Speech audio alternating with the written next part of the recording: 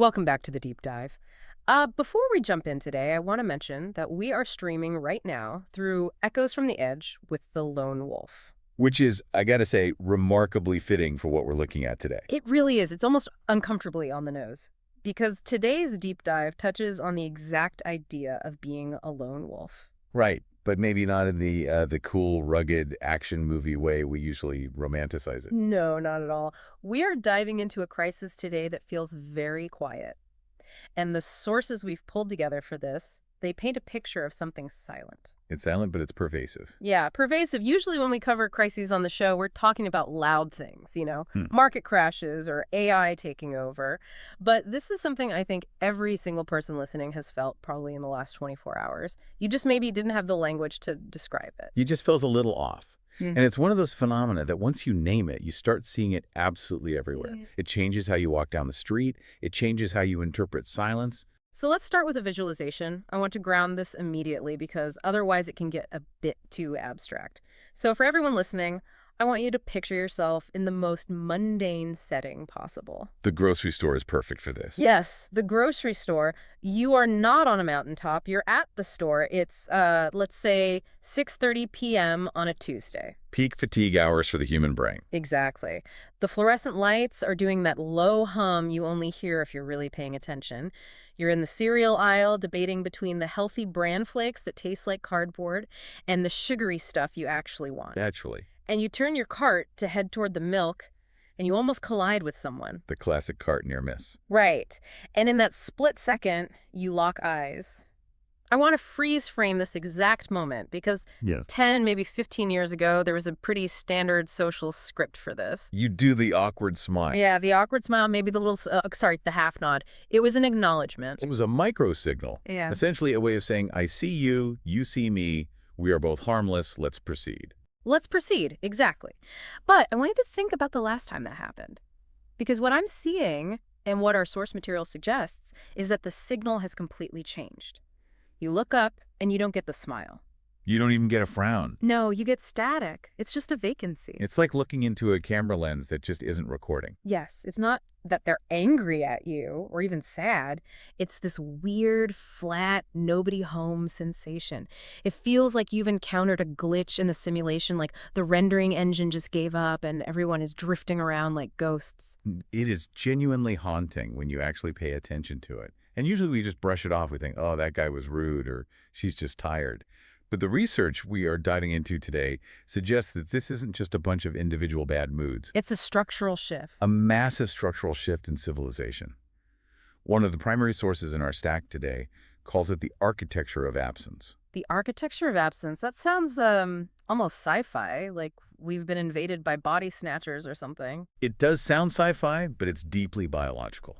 That glitch you're seeing in the cereal aisle, that isn't an error. That is a defense mechanism running at scale. Okay, so we aren't surrounded by zombies. We're surrounded by people who are actively shielding themselves. Precisely. And our mission today is to move past the easy complaint. We aren't here to just say people are rude these days or put down your phones. Which is kind of lazy analysis anyway. Very lazy. We want to uncover the structural, the psychological, and the biological reasons why society seems to have retreated into what one source calls the back room of the soul. I love that metaphor, the back room. We're definitely going to unpack that. So give us the roadmap for this deep dive. How do we deconstruct a vibe? We're going to map this out in 4 distinct layers. First, we look at dissociation at scale, so why we've collectively checked out as a survival tactic. Then we move to the physical world with the proximity paradox, explaining why being physically close to neighbors actually makes us feel more distant. That's the whole walls are thin, but the silence is thick idea. Exactly. Then we'll discuss the armor of aversion, which is this trendy idea that hating people is somehow a cool personality trait. And finally, we'll talk about the courage of presence and how to actually break the spell. Because there is a way out, but it's not easy. Okay, let's jump right into section 1, the diagnosis. We're calling this dissociation at scale. Let's go back to that look in the grocery store aisle, that vacancy. The source material makes a really important distinction here. It explicitly says this isn't stupidity and it isn't cruelty, it is overload. Yes, overload. To understand this vacancy, you have to understand the mechanics of the human nervous system. We really need to talk about metabolism. Metabolism. I mean, usually we talk about that with weight loss or digestion. Right. Think about physical digestion. You eat a burger, your body has a process. It breaks it down, extracts the nutrients, turns it into energy, and discards the waste. That takes time. And it actually takes caloric energy to digest calories. Sure. If I eat 10 burgers in an hour, I'm going to get sick because my system just can't keep up. Exactly. Now, the source material argues that we also have an emotional and cognitive metabolism. Every single interaction you have, an email from your boss, a headline about a war, a text from your spouse, a car honking at you, is a unit of input. It's data. It's data, and it's stress. And your brain has to chew it, swallow it, and process it. But wait, I feel like I handle a lot of stress pretty well. I'm good at multitasking. Is it really the exact same as physical digestion? Because I feel like I can tab switch on my computer pretty fast without getting sick. You think you're handling it. But here is the biological reality the source points out. When you switch tabs or when you scroll past a video of a disaster right to a video of a cat, your brain doesn't actually finish processing the first emotion before the second one hits. Oh, wow. It's like taking a bite of a steak, not chewing it, and immediately shoving a spoonful of ice cream in your mouth, followed by a handful of popcorn. Okay, that is a genuinely gross image. It's emotional indigestion. It is. And the source makes a crucial distinction here. We are living in an era of unmetabolized reality. The inputs simply never stop. The news cycle is 24/7. The notifications are constant. So what does the body do when it can't digest the food fast enough? Does it just stop eating? It shuts down the intake valve. It dissociates. The nervous system basically says, I am at capacity. I cannot care about the economy and the global conflict and the stranger in the cereal aisle. So it dims the lights. It dims the lights. That nobody home look. That is your neighbor's nervous system engaging the emergency brake. So it's not that they don't want to be polite. It's that they literally do not have the caloric energy to perform the social calculation of a smile. Exactly. The front room of the personality, the part that greets people, that makes small talk, that navigates all that social nuance, it requires high energy. It actively consumes glucose. And if the system is already dealing with a 5-alarm fire in the background, Right. Processing fear, anxiety, economic dread. then the front room gets locked. You've got it. There's a quote from the source that really stuck with me. It says, "The soul has not left. It has simply stepped into the back room." That image is just so evocative to me. It's like, I'm here, but I'm not at the front door greeting you. I'm way in the back, sitting in the dark, just trying to catch my breath. And that completely changes how you interpret social interactions. When the cashier doesn't smile at you or the person in traffic stares blankly while cutting you off, it feels personal. It feels like nobody is home. Right? But if you realize they're in the back room because the front room is on fire or because the front room is just too loud, it reframes it completely. It reframes rudeness as protection. Yes, it is a survival mechanism, not a personality flaw. The source explicitly says, the tragedy is not that people are heartless. The tragedy is that they're overstimulated and underconnected. That is such a compassionate way to look at it. It takes all the judgment out of it. But I do have to play devil's advocate here for a second. Isn't that a bit of a cop-out? I mean, life has always been hard. People in the 1940s had a world war. People in the Middle Ages had the plague. They didn't dissociate into ghosts. Why are we so fragile? That is a fantastic question, and the source addresses this. The difference is the nature of the stimulation. In the past, stress was often acute and physical. A tiger, a battle, a famine. It happened, and then it ended, or you died. Okay, so it had a clear endpoint. Exactly. Today, the stress is chronic, ambient, and digital. It is the always-on nature of it. The tiger is never actually attacking, but the tiger is always about to attack, according to your phone. Right. It's the background radiation of anxiety. You never get the all-clear signal. And because you never get the all-clear, you never fully relax. You stay in this half-dissociated, power-saving mode constantly. So we're all just walking around in low power mode. That explains the staring. That explains the lack of engagement. But it's not just about what's happening inside our heads. It's also about how we physically built our world. Which brings us to section 2, the proximity paradox. This is where we shift from psychology to infrastructure. We're looking at a source called the proximity paradox, neighborhoods without neighbors. This one hit really close to home for me, literally. The source makes this observation that we have built houses closer together than ever before. You look at these new developments, and the roof lines are practically touching. You could reach out your window and high-five your neighbor. But our lives are farther apart than they've ever been. Exactly. It's a contradiction of space. We've collapsed physical distance, but vastly expanded emotional distance. And the source points to very specific visual examples of this. We need to talk about the garage door. The garage door, the automatic drawbridge of the modern castle. I love that framing. Think about the transition here. Let's go back 50 or 60 years. How did you arrive home? You parked on the street or in a driveway. You got out of the car. You walked up a path. You fumbled with keys at a front door. To the 30-second walk. A 30-second walk where you were fully visible. You were in the public sphere. If your neighbor was watering their lawn or sitting on their porch, you had to acknowledge them. You might wave. You might say, hot enough for you. It was a low-stakes, high-friction interaction. High friction. Now we usually think of friction as bad. In business, Mhm. friction is bad. In tech, friction is the ultimate enemy. You want the user to click buy with zero obstacles. Yeah. But the expert analysis in our source is fascinating here. It argues that in a community, friction is the glue. Wait, unpack that for me. Why would I want obstacles between me and my couch? You don't want them, but you need them. Yeah. You need the bump in. You need the, oh, excuse me. You need the, hey, can you help me lift this? You need the borrowed sugar. Right. Borrowing sugar is a high-friction activity. It is Right. wildly inefficient. It's much more efficient to just order sugar on Amazon and have it delivered directly to your doorstep. Which is exactly what we do now. We have packages left at the door. Right. We have security cameras watching the packages. We don't need the neighbor for the sugar anymore. Exactly. We have replaced the neighbor with the system. We rely on centralized systems to meet our needs, rather than relying on the people physically around us. Right.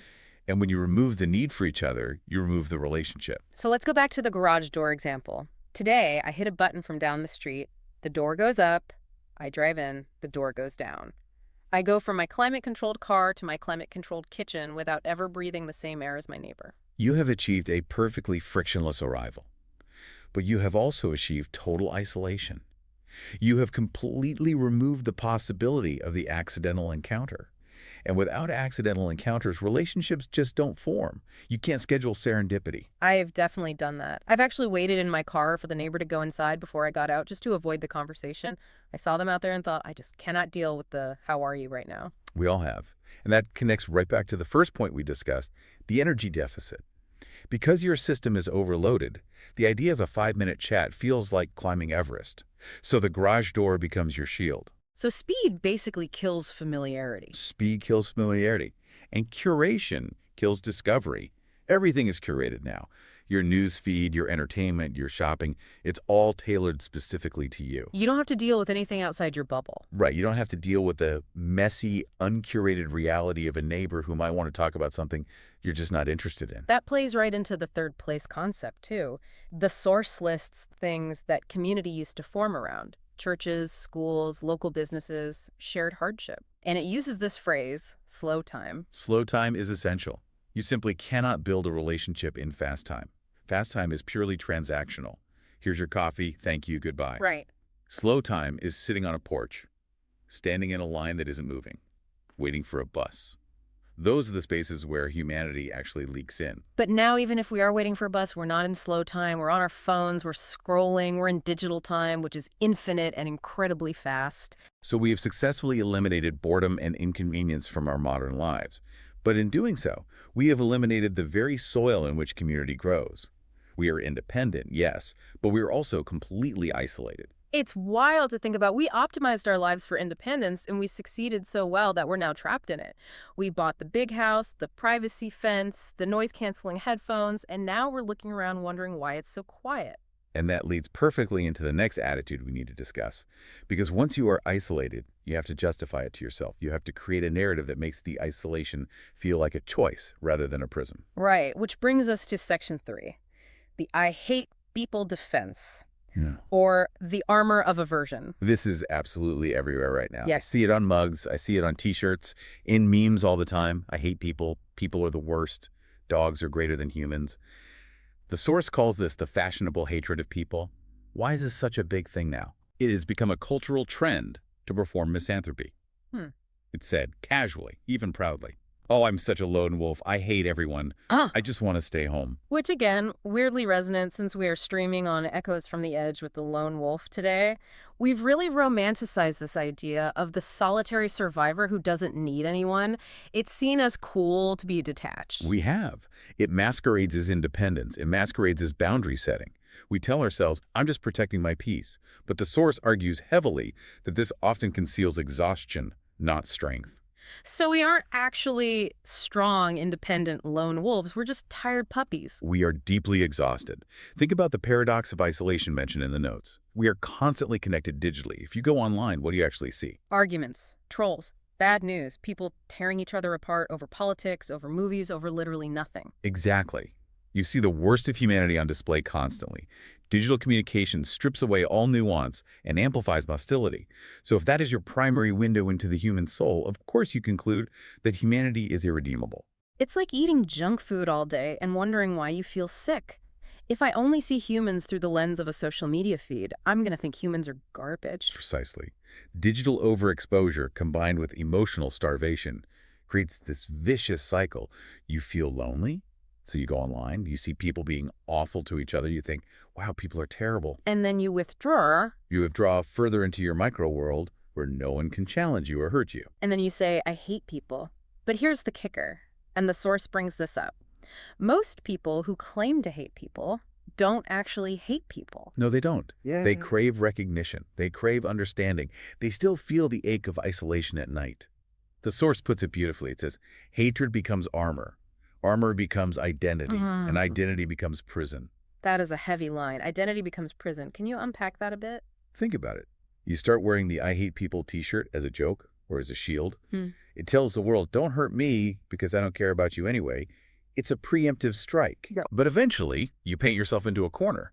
If your whole brand is the grumpy introvert, you can't suddenly turn around and say, hey guys, I'm actually really lonely and I need a hug. Because that would break character. It requires vulnerability. And vulnerability is the one thing we're desperately trying to avoid. Admitting you need others opens you up to the possibility of being let down again. And that is the core insight here. People don't actually hate people. They fear being disappointed again. We have confused emotional fatigue with moral superiority. Oof. Confused emotional fatigue with moral superiority. That stings a little. We tell ourselves we're better than the masses, that we're above the drama, but really we're just too tired to risk getting hurt. It is much safer to be a cynic. If you expect the worst from everyone, you are never surprised. Yeah. But you are also never nourished. You basically starve to death inside your own armor. This connects to something even bigger than individual psychology, though. It's not just that I am tired or you are tired. It's that the system we live in seems to run on this. Let's talk about Section 4, the architecture of ambient distrust. This is where we zoom out to the systemic level. We talked about infrastructure in terms of garage doors, but there is also an infrastructure of information and economics. The source asks a really provocative question.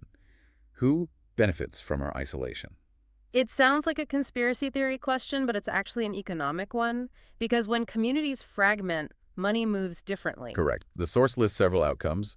Informal support networks decline. Volunteerism drops. Yeah. Mutual aid weakens. Right. Let's go back to the tool example. If I know my neighbors and I need to drill a hole in my wall, I text Bob next door, hey Bob, can I borrow your drill? Cost is $0. Interaction is positive. Now imagine you don't know Bob, or you've decided you hate people. You need a hole in your wall. What do? I go to the hardware store, I buy a drill for $150, I use it once, and it sits in my garage for 10 years. Or you hire an app-based gig worker to come do it for you. Either way, the isolation generated a transaction. Loneliness is incredibly profitable. An isolated society consumes more because it cannot share. We try to buy our way out of problems that used to be solved by relationships. So structurally, the economy is greased by our separation. If we all started borrowing sugar and drills, GDP might actually go down. In some sectors, yes, absolutely. And then there's the digital aspect of this, the attention economy. The source notes a really important rule of this economy. Stability does not trend. This is crucial for you listening to understand. Algorithms are designed to maximize engagement. And we know from internal leaks, from research, from common sense, what engages people. Outrage, fear, conflict. Can you believe what they did? Look at this idiot. Calm, cooperative, stable community life is boring. It does not generate clicks. It does not generate ad revenue. If I post a video saying, my neighbor and I had a nice chat about the weather today, nobody cares. If I post a video of my neighbor screaming at me over a parking spot, it goes viral. So the algorithm is heavily incentivized to show you the screaming neighbor. It Right. amplifies the conflict. So we are bathed in this constant background radiation of distrust. The source calls it ambient distrust. It's just in the air we breathe now. It becomes the baseline. We start to assume that division is the natural state of the world because that is what the screen shows us every day. But in reality, division is being amplified simply because it pays. The source clarifies this, though. It says division may not be centrally orchestrated in every detail, but the architecture favors separation. It's not necessarily a cabal of evil geniuses in a room wringing their hands. Right. It's just a machine that runs on friction, but the wrong kind of friction. It runs on hostile friction, not social friction. And the cost of this isn't just economic or social, it is deeply biological. We touched on this earlier with the metabolism idea, but I want to get specific about the damage. The source mentions inflammation. Yes, and this is where it gets genuinely scary. Loneliness is treated by the body as a physical threat. In our evolutionary history, being alone meant death. Right, if you're a hunter-gatherer and you get separated from the tribe, you are tiger food. Exactly. So when you feel lonely, your body goes into a state of hypervigilance. It assumes you are in physical danger. Cortisol spikes. Your immune system prepares for physical injury, so inflammation rises. So being a lone wolf, again, sorry to the platform, isn't just a cool aesthetic, it is physically dangerous to your health. It significantly increases mortality risk. It accelerates cognitive decline. It literally reshapes your biology. We're destroying our own bodies by trying to protect our egos. The body knows what the mind is trying to deny. We need each other. That is terrifying. But it makes perfect sense. We're fighting our own DNA. We're trying to live as these atomized individuals, but our cells are screaming for the tribe. And that screaming is what we try to silence with more scrolling, more distraction, more tabs open. Which just leads us right back to the dissociation we started with. It's a complete feedback loop, the doom loop. Okay, so we've diagnosed the problem. We're overloaded. We've built physical barriers like garage doors. We've adopted a defensive cynicism with the whole I hate people thing. And the system profits from keeping us apart. But why is it so hard to break out? Why, even when we know this, and I think most of us do know it deep down, do we still look down when we pass someone on the sidewalk? This brings us to section 5, the vulnerability of visibility. The fear of being seen. Real community is extremely risky. We fantasize about community, the friendly village, the supportive group, the sitcom where everyone hangs out at the coffee shop. But we forget that real community involves being seen, warts and all. The source lists the risks here. Someone might notice your inconsistencies. Someone might ask you for help. Someone might see through your performance. In the digital world, you can tightly curate your identity. You post the photo with the good lighting, you edit the caption, you delete the comment that didn't land. You are essentially the director of your own movie. You are an avatar. But in person, if I run into my neighbor while I'm taking out the trash in my sweatpants looking like a raccoon because I haven't slept, I cannot edit that. There is no filter for reality. Your mood shows. Your silence is visible. Your body language speaks volumes that you cannot control. That is terrifying to a generation raised on curation. We have replaced repetition with scrolling. What do you mean by that? Replaced repetition. In the past, you saw your neighbors every day. You saw them on good days, bad days, tired days. That repetition breeds trust. You realize, oh, Bob isn't a jerk. He's just grumpy on Mondays. Or Susan isn't ignoring me. She's just deaf in one ear. You get the context of their life. You get the full data set. But without repetition, we just have these single, isolated snapshots. If you see someone scowl once, you assume they are a scowling person. We judge the snapshot because we don't have the movie. And we are terrified that our snapshot won't be perfect. So eye contact actually feels invasive. It feels like a violation. It says, don't look at me. I'm not ready to be seen. I haven't put on my armor yet. And headphones become shields. I know I do this. I put my big noise-canceling headphones on when I go to the store. It is a universal sign for do not approach. It is the modern keep-out sign. Blank stares are the default posture. Subtle hostility is the signal. But the source reminds us of something vital. Beneath that armor is the profound longing to belong. We withdraw not because we lack humanity, but because we fear exposure. That's a key distinction. It's not a lack of humanity. It's an excess of fear.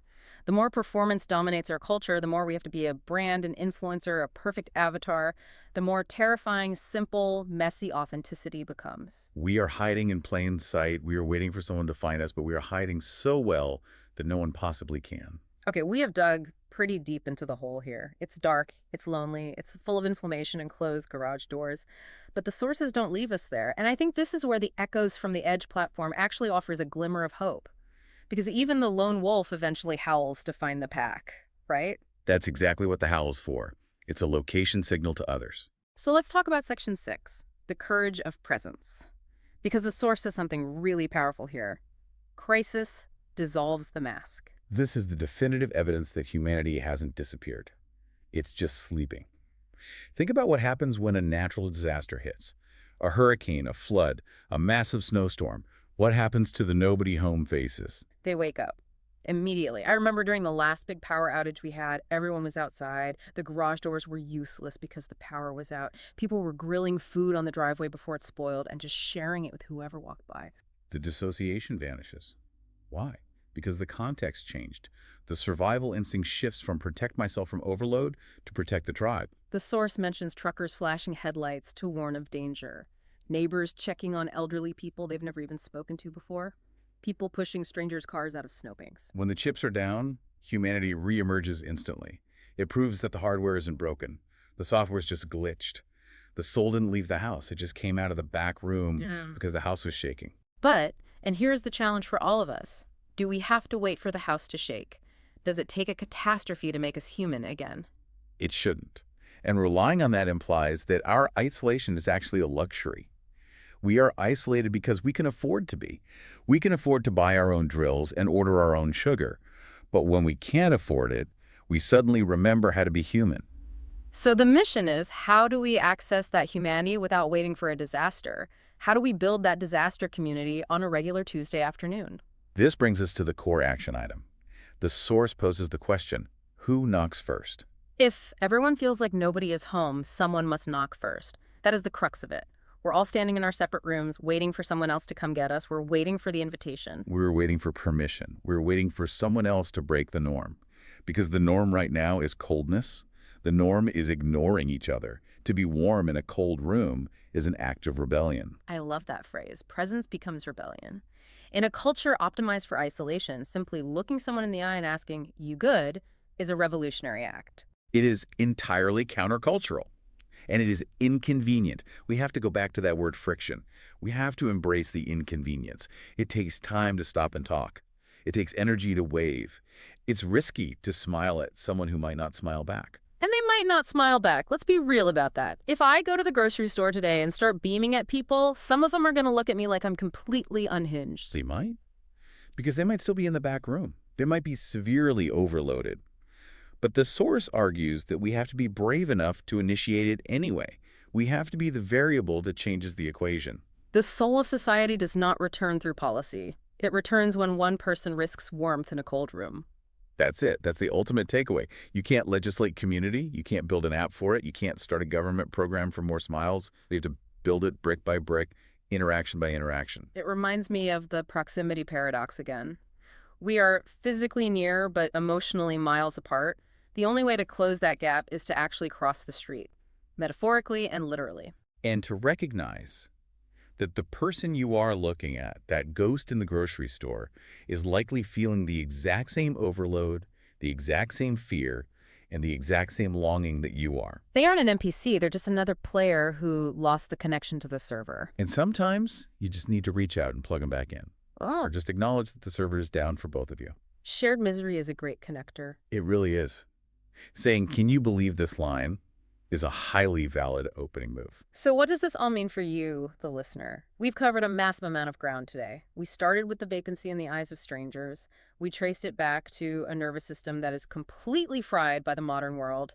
Too many tabs open, not enough RAM. We looked at how our physical world, the garage doors, the lack of third places, reinforces that separation. We looked at the psychological armor we wear, the I hate people badge that protects us from disappointment. And we looked at the scary reality that this isolation is making us physically sick, fueling polarization, and making a lot of money for algorithms that feed on our distrust.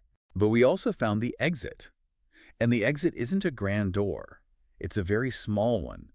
It's the courage to be present. It's about metabolizing the stress, taking a breath, stepping out of the back room of your own soul and walking to the front door. It's recognizing that while the world feels like a simulation of ghosts, we have the power to make it real again. But it requires friction. It requires vulnerability.